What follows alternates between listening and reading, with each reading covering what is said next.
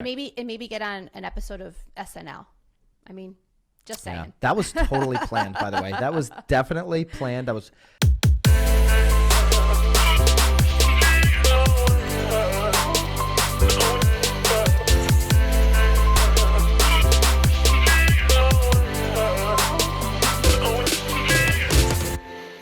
This is Byron, Lazine, and Nicole White, and you are tuned into episode 162 of The Real Word.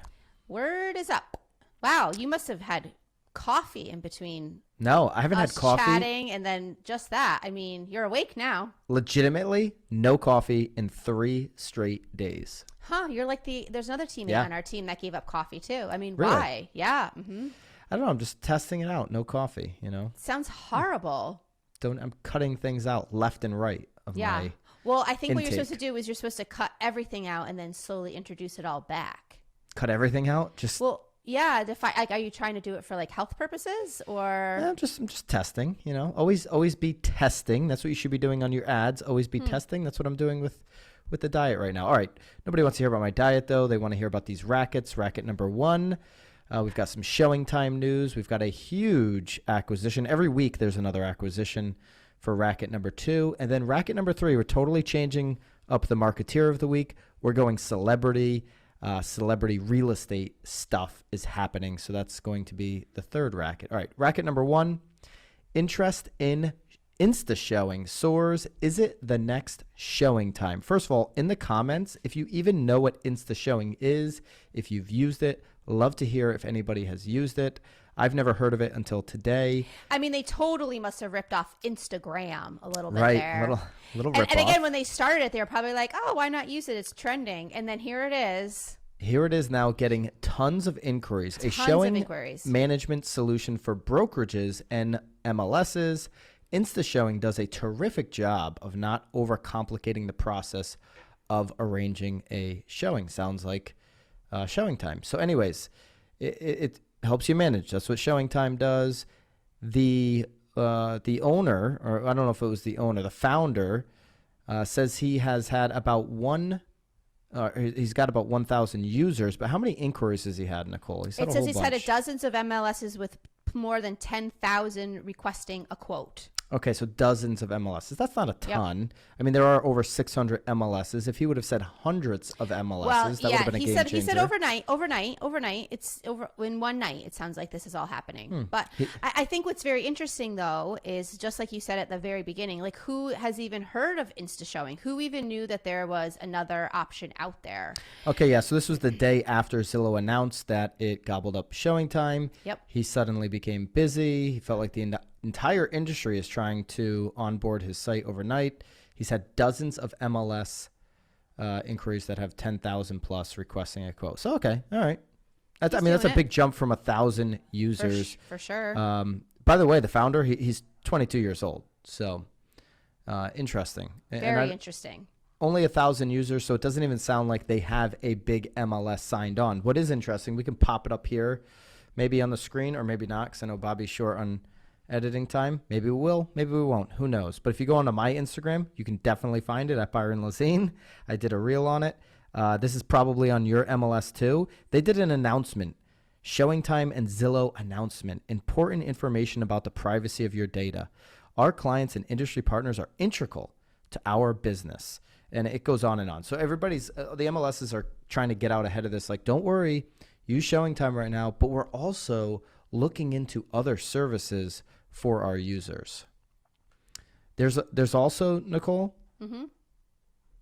there's like so many comments on this. There's also a pretty big industry name, Gary Keller. They just did the KW event.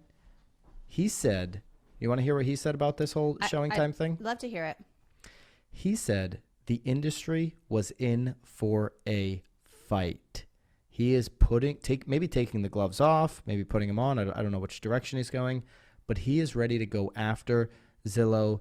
It's the only way, in paraphrasing now, in his words, that we're going to protect the industry is by fighting Zillow. So the ShowingTime thing has everybody fired up. You've seen people, we commented on some of the agent reactions saying they're going to go away from ShowingTime. I don't know. It'd be interesting to see how many MLSs actually go to a piece of software that only has 1,000 users. It means they don't have the bugs all figured out yet. And he admits that. I mean, in this article, he talks about the fact that he barely has a customer service line. He doesn't have many people working for him. So, yeah, I mean, it's a sort of a scary territory, I think, for MLSs, because I bet you they are getting pressured, by a lot of their agents to reconsider this arrangement. But again, I mean, if this is the only option, and they're not even probably 50% in it, it's scary, but it'll be interesting to see what this guy does. I mean, hopefully he just starts dumping a bunch of cash into it and gets it up and running.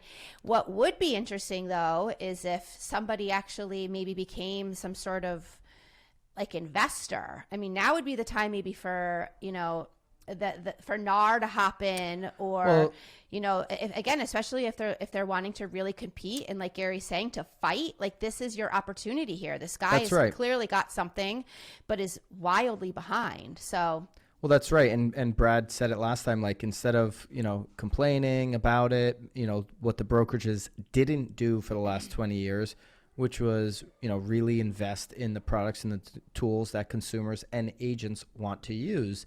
Same thing here. You're absolutely right. If NAR or whoever, one of the brokerages, Gary Keller himself, want to step in and invest in this, or just scoop it up and make it better and sell it off to the 600 plus MLSs that still exist, that opportunity is there. It's interesting that you bring that up, because somebody DM'd me. Maybe I can bring that DM up. Somebody DM'd me on Instagram, and they said, I don't want to paraphrase this. I want to get it right, because I like reacted instantly. I'm like, oh man, you're totally missing everything here. Okay. The problem with Zillow is they are like Facebook, a monopoly on the market, and they don't have contenders. I was like, that's definitely just not true. CoStar, they just bought HomeSnap, Realtor.com, OpCity, Opendoor, Redfin, thousands of brokerages as competitors, relocation companies, HomeLight, Dave Ramsey, Fast Expert, and on and on and on. I could go on and on about the competition that Zillow has. And in fact, they only have, I don't even think they've broken 5% of total sales yet. Monopoly, of course, is 50%. They're just competing for the consumer's heart better than any one competitor at this time, is what I write. And so, it goes down to this. If you want to just watch Zillow scoop up and make acquisitions, and we're about to talk about a Redfin acquisition in the next Racket, if you want to just talk about it and complain about it, or do you want to do something about it, especially if you're a broker, or you're Gary Keller, or you're NAR, or you're somebody in a position to actually push some chips into the middle and make a move, that's what I would suggest doing. I would suggest competing, and the best competitor in the end is going to win. And if that happens to be Zillow, then they will win. If they don't continue to innovate, if they don't continue to create products that agents and consumers want, then they'll lose. It's as simple as that. It's a pure meritocracy. I love it. I have no problem with people competing out there, and it's far, far from a monopoly at this point, even with the acquisitions that they've done recently. They're just getting better. Boom. That's it. All right, racket number 2. Let's go to racket number 2. I don't want to focus on this stuff all the time. Racket number 2. I think it's a huge move. Redfin makes its rental play with RentPath acquisition. So RentPath is going to be sold after all. It was previously trying to be acquired by CoStar Group. RentPath went through a bankruptcy, restructuring. CoStar Group had a deal in place for somewhere in the high 500 millions. I can give you that exact number, 587 million. And what ended up happening was the Federal Trade Commission and bankruptcy court said, no, this is going to, impact antitrust and basically federal government.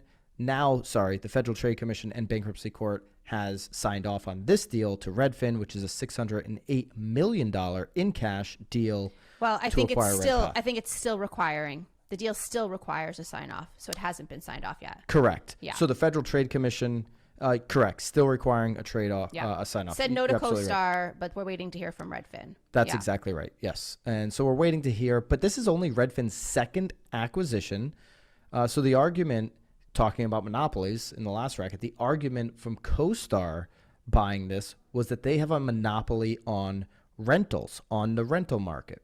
Okay, well, Redfin certainly does not, and they are trying to bolster their rental traffic. In fact, if you look at Zillow, 200 million unique visitors in the fourth quarter alone. Redfin is lagging that, 40 million monthly viewers in 2020. So this, and I think this is where they're really thinking ahead. It's only their second acquisition. They're not making this like they're not like making acquisitions all over the place. They're not doing this loosely. They're really thinking forward about this.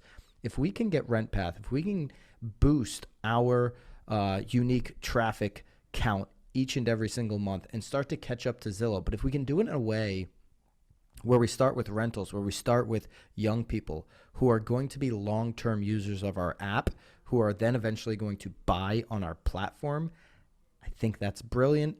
They're thinking long-term. Long-term, yep. Redfin's always thought long-term. Where as much as CoStar and Zillow are going to be competing for acquisitions right now, don't forget about Redfin. Their stock was in the 20s a year ago, maybe even less at one point. Now today, over $90. I can look that up, Nicole. What are your thoughts on specifically targeting the rental market for Redfin? Well, I like you said, I think it's smart. I think it's a long-term move. I mean, we tell all of our even new agents, like, don't push aside rentals because they'll eventually buy. I think that this is an interesting racket that follows our last because, again, we're seeing these companies actually doing something, continuing to invest to provide, especially for their agents though too. I mean, they're trying desperately to keep their agents happy, not get them pissed off, but to show them that they actually have value. And again, I think it'll be helpful probably with recruiting too. They're bobbing and weaving and they're keeping their name in the headline. So because this is live, I don't think this is because of us, but Redfin has dropped 7% today. They are now under $90, but they're $87, which if you go back to the 1 year mark, I get it. Every stock is way up, but I mean, March 18th, which is when everything dropped, you could have gotten them for $10, but before everything dropped in February, they're at $30. So they've 3x'd since February of last year. So that's pretty ridiculous for Redfin. They've never really been super profitable. I don't know if they turned a profit in 2020 at any point. They may have. But anyways, Redfin's not going away. If they get a young audience that sticks with them, that then is, we talked about the millennials being the most educated generation according to, what was that? Was that Forbes? Who was that according to? According to somebody, millennials are the most educated. That was based off of how much college they've received. Anyways, maybe they feel like they can do the transaction. Maybe they're in for the discount brokerage model of Redfin because they like the app and they continue to get educated through Redfin. Pretty smart play. Go after the rentals. And you don't hear, to your point, Nicole, you don't hear your brokerage going out and making these acquisitions. You hear CoStar, you hear Zillow, you hear Redfin. Right? We're not talking about all these different brokerages buying up tech, buying up companies to add value to their agents. So, yeah, I mean, the power is shifting or has shifted. Well, sure. I think they're trying to shift the power. And again, I think we'll continue to hopefully see, what do they say? Like the foam rise to the top. I mean, yeah. I think, again, I to be honest, this is the time to, is it the foam? The cream. Well, I mean, it's maybe too many cappuccinos in my life, but haven't had a cappuccino either in 3 days. Well, that's unfortunate for you. It is. But no, I mean, I think this is the time to strike. There's lots happening. There's lots moving. I mean, it's just like anything else, though. I mean, you start striking up recruiting agents at the beginning of the year. It's sort of like the downtime. Now is the time to sort of gobble some things up and really sort of lay the foundation for the new year. I do think that the pandemic really shook things up. So if people aren't taking advantage of all of that, like, shame on you too. So and there has to be more to come in the year of 2021. I know sure. Brad, when we talked about his predictions for 21, predicted that Open Door would be gobbled up by Zillow. I agreed with that one. We'll see if that actually takes place. There's a lot of movement. There is huge power shifts happening in our industry, and it's not a monopoly like the Instagram DM that I got. It is not a monopoly. It is people competing better than the old guard, and it'll take the old guard to step up, innovate, make some acquisitions, build some personal IP, do these kind of things if they want to maintain the power. And maybe get on an episode of SNL. I mean, just saying. Yeah, that was totally planned, by the way. That was definitely planned. That was the Saturday before their earnings call that week. I mean, somebody knew somebody at SNL from Zillow, smart of them. Yep. But that was absolutely planned. Marketing. I mean, brilliant marketing. Yes. Brilliant placement. Yep. All right, we're changing up the Marketeer of the Week. Okay? Well, and I feel like we're going to probably change it up for the next couple of weeks because we're, Well, I think we got something here. We do. We just We're don't gonna have go our with, name yet. Well, you don't have a name for the racket. It's basically the celebrity racket. Every single week, celebrity news racket. You hate that word. That's what I'm going with right now. Celebrity gossip racket. What did I say before? The Papa racket for paparazzi and racket. Anyways, we're going to pick a celebrity newsworthy topic in the last racket of every week. Feel free in the comments or you can send us in DM or whatever, any celebrity news that you think would be worth discussing. But obviously the big news in the celebrity world this week was the Kanye West, Kim Kardashian breakup. I didn't realize how much more dough Kanye had. They did both sign prenups. I had no idea either. I thought for sure he was in like bankruptcy before. Bankruptcy? Yeah, No. I swear I thought he was definitely not 50 Cent. well behind Kim, but I mean this Yeezy brand is certainly working for him. But I'm certain that being married to Kim has helped. I mean, there's talk about a marketer. She's like the queen of it. Yeah. So besides Jordans, it's like there's only one other shoe that has like a staple name like that. Yeezys. He blew up with. I don't wear the shoe. I don't have any of the shoes. Never tried them on. But yeah. Anyways, let's go to what we care about. Their real estate assets. This is a Forbes article. Inside the assets of the Kim Kardashian Kanye West divorce. It's been rumored to be happening for the last 6 months. TMZ first reported the news, and it is confirmed by the Kardashian camp. Okay, they're getting along. They have a prenup. This probably won't drag out. Kanye, by the way, worth $1.3 billion. Kim, she's on her way to $1 billion. She's at $780 million. One of her sisters is already a billionaire, though. Yeah, that's Kylie. Yeah. Well, her business is worth $1 billion. Yes. Yeah. Mm-hmm. Yeah. Yeah. Mm-hmm. Kim doesn't have any. She's got one KKW Beauty. I guess that's one of her businesses. $500 million. Yeah. Mm-hmm. All right. Anyways, they've got some assets that they're holding together, which is, by the way, just less than 5% of their total net worths. This real estate and these toys that I'm about to go over. They own a number of homes. They have a number of mortgages together, including a Calabasas mansion in LA County, a Miami condo, and 2 ranches in Wyoming. All rich people have like a beautiful ranch on a lake in Wyoming. Well, I think he actually set it up more as like a church. He's gotten really into gospel and was hosting. I think he became like his own church. So in Wyoming. is where you can it all anything you want in Wyoming, I'm finding. According to documents West sent Forbes, there was also $5 million in art, $4 million in vehicles, $3.2 million in jewelry, and even $300,000 worth of livestock. I have a feeling they're not going to be, looking for, what is that called? Shared custody? Custody of the livestock. The livestock are going to be left behind, people. I have a feeling there. Oh, I don't know about that. I don't think they'll be left behind. They're going to be left behind. They'll be probably split up, or depending on who's taking what house that has the livestock. I mean, I'm assuming most of it is in Wyoming, but that is me being very assumptuous. They're going to be sold for pennies on the dollar. What's the play here to go after Kim and Kanye to say, hey, I want to be your agent. Do you send them a postcard, Nicole? What's the play?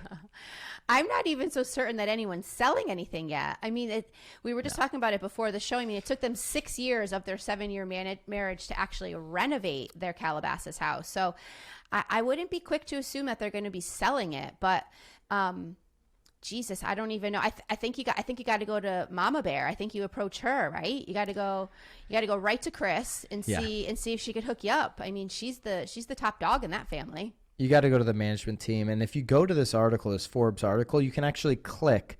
They have a $30,000 bathroom sink in the Calabasas mansion. You can click the link there, and you can go look at a video of this sink, which has been estimated to be worth at least Is it gold? $25,000. What's happening with it? Oh, it's just like a slit in the stone? Yeah, it's just like it's a big piece of stone with a faucet on top. So that makes sense. Like. Yeah. Okay. So you're paying $30,000 for a piece of stone. It's on Instagram. Actually, Kim's posted it on her. I don't know if that's actually her Instagram. One of these Instagrams, probably a fan page, something like that. Anyways, Kim, Kanye, getting divorced, splitting up the real estate. I don't know.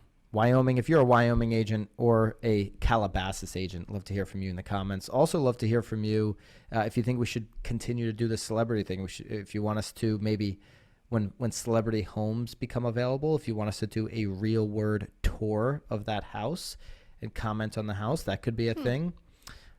We obviously won't physically go there, but we'll virtually. Well, I was thinking online. that would actually. Oh, you were like, oh yeah, I was we like, could. oh, yeah, I like this idea. No. All right. Good show.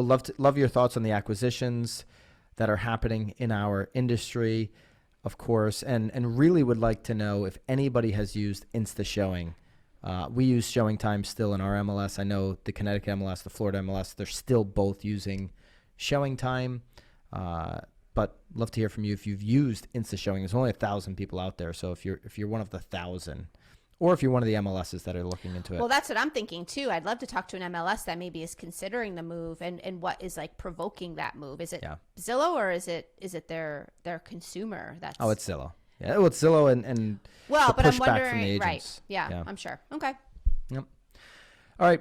Make sure you subscribe. Appreciate you listening and or watching. We'll see you next week. Keep it real. Keep it real.